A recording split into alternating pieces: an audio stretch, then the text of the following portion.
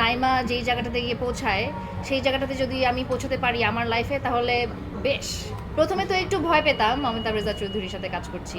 আমি সব ধরনের কাজ করতে পছন্দ করি এবং সব ধরনের কাজই করি। আমাকে এই প্রশ্নটা অনেকে করে যে গ্রামের চরিত্র করতে কষ্ট হয়েছে কিনা। হয়নি, একেবারেই। ব্যবস্থা করছি যাতে রিক্সা চালকরা দেখতে পারে, তাদের কাছে একটু পৌঁছাতে পারলে ফিল্মটাই আমি ভেরি হ্যাপি।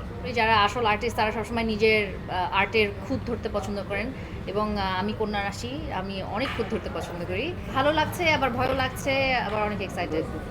আমি প্রত্যাশা করি বাংলাদেশের মানুষ মেয়েটাকে দেখবে, যাদেরকে নিয়ে গল্প তারা দেখার সুযোগ পাবে। যেটা অমিতাভ ভাই মাত্র বলছিলেন যে আমরা ব্যবস্থা করছি যাতে রিক্সা চালকরা দেখতে পারে, তাদের কাছে একটু পৌঁছাতে পারলে ফিল্মটাই আমি ভেরি হ্যাপি। অবশ্যই আমরা নিজেদেরকে অনেক ভয় পাই। কিছুদিন আগে লুঙ্গি নিয়ে কোথাও যাওয়া যাবে না এরকম জিনিস হয়েছিল। এরকম তো হয়। এটা একেবারে মানে বাংলাদেশের পরিস্থিতি, এটা আস্তে আস্তে ইনশাল্লাহ ডেভেলপ করবে। শিওর, নাইমার লাইফ ইজ প্রিটি কুল। আমি গল্পর শেষটা আমি বলে দিতে চাই না, কিন্তু নাইমা যেই জায়গাটাতে গিয়ে পৌঁছায়, সেই জায়গাটাতে যদি আমি পৌঁছাতে পারি আমার লাইফে তাহলে বেশ। আর্ট কোনো দিন পারফেক্ট হয় না, আর্ট কোনো দিন কমপ্লিট হয় না, এবং যারা আমি মনে করি যারা আসল আর্টিস্ট তারা সবসময় নিজের আর্টের খুঁত ধরতে পছন্দ করেন এবং আমি কন্যা রাশি, আমি অনেক খুঁত ধরতে পছন্দ করি। সো আমি এখন গিয়ে যতবার দেখবো ততবারই আরও নিজের পারফরমেন্সের খুঁত ধরবো। আশা করি এটা আমাকে আরও বেটার হতে সাহায্য করবে। প্রথমে তো একটু ভয় পেতাম অমিতাভ রেজা চৌধুরীর সাথে কাজ করছি, কিন্তু তার সাথে যখন এর আগেও ছোট একটা টিভিসি করেছিলাম টেস্ট হিসেবে, যে আমি আসলে ডিরেকশন নিই কিনা, আমি টিমের সাথে কাজ করতে পারি কিনা সেটা বোঝার জন্য।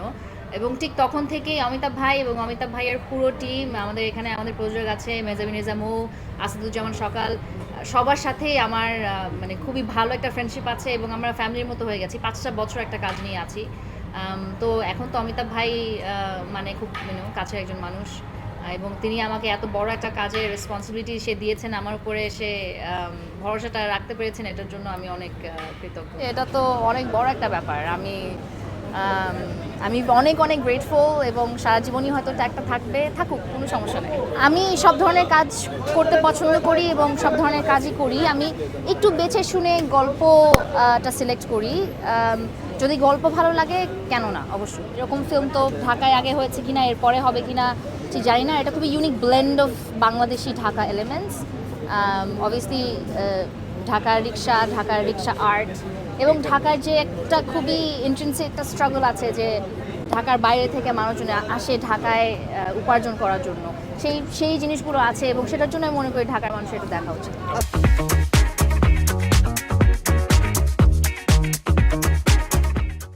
এই বছর আরেকটা কাজ করার কথা চলছে, দেখি যদি হয় তাহলে এই বছরের শেষে শুট করব।